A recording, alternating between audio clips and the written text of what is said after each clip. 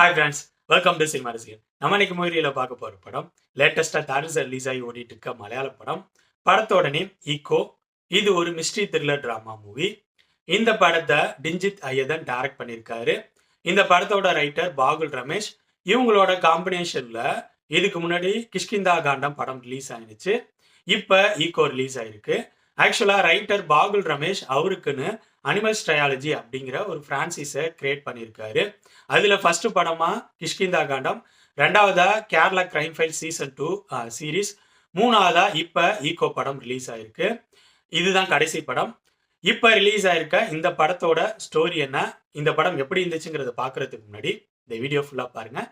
பிடிச்சிருந்தா லைக் பண்ணுங்க, கமெண்ட் பண்ணுங்க, அப்படியே என்னோட சேனலை சப்ஸ்கிரைப் பண்ணுங்க. அது மட்டும் இல்லாமல் என்னோட வீடியோஸ்லாம் உங்களோட ஃப்ரெண்ட்ஸ் ஃபேமிலி மெம்பர்ஸ் எல்லாத்துக்கும் ஷேர் பண்ணுங்க. உங்களோட சின்ன ஷேர் எனக்கு ரொம்ப சப்போர்ட்டாக இருக்கும்.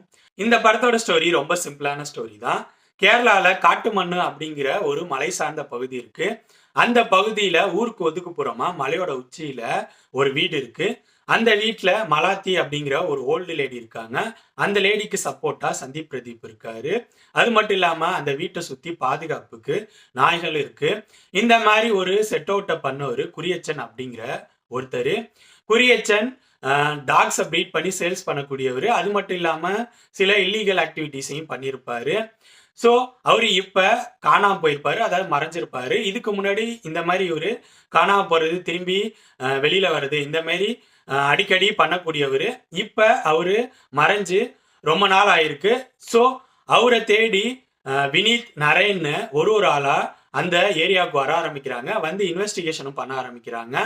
இதுக்கப்புறம் படத்தில் நடக்கிற சம்பவங்கள் என்னென்ன, குறியச்சன் யாரு, அவர் ஏன் மறைஞ்சிருக்காரு, குறியச்சனை தேடி வர வினீத் அப்புறம் நரேன் இவங்கெல்லாம் யாரு, குறியச்சனுக்கும் அந்த மலாத்தி லேடிக்குமான ரிலேஷன்ஷிப் என்ன, இதுக்கெல்லாம் ஆன்சர் சொல்ற படம் தான் ஈகோ. இந்த படத்தோட பாசிட்டிவ்ஸா நெகட்டிவ்ஸா கலந்து ரொம்ப ஷார்ட்டா பார்த்துருவோம். இந்த படத்தோட மிகப்பெரிய பலம் இந்த படத்தோட டெக்னிக்கல் விஷயங்கள் தான். ஒளிப்பதிவு எக்ஸ்ட்ராடினரியா இருந்துச்சு. ரைட்டரான பாகுல் ரமேஷ் தான் இந்த படத்துக்கு ஒளிப்பதிவாளரும் கூட.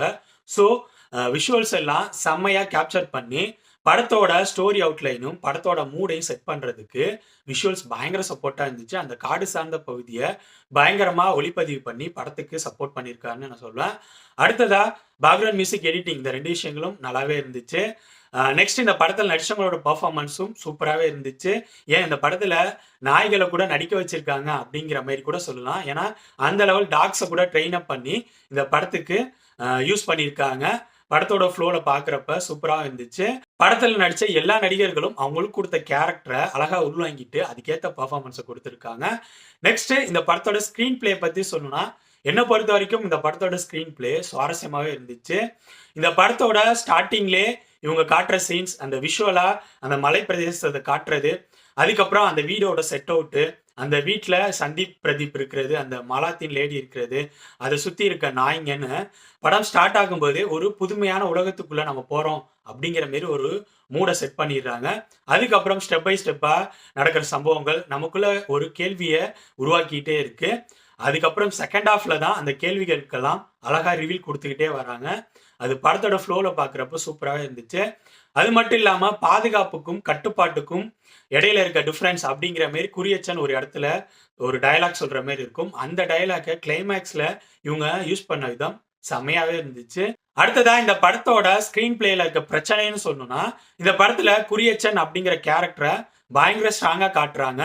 பட் அதுக்கான ஸ்ட்ராங்கான பேக்ரவுண்ட் சீன்ஸ் இல்லையோ அப்படிங்கிற மாதிரி தோணுச்சு. ஓவராலா சொல்லணும்னா என்னை பொறுத்த வரைக்கும் மலையாள சினிமா இண்டஸ்ட்ரியில சிம்பிளான ஸ்டோரி அவுட்லைன் எடுத்துக்கிட்டு சூப்பரான ஸ்கிரீன் பிளேயை பண்ணி நம்மளை மிரட்டி விடுவாங்க.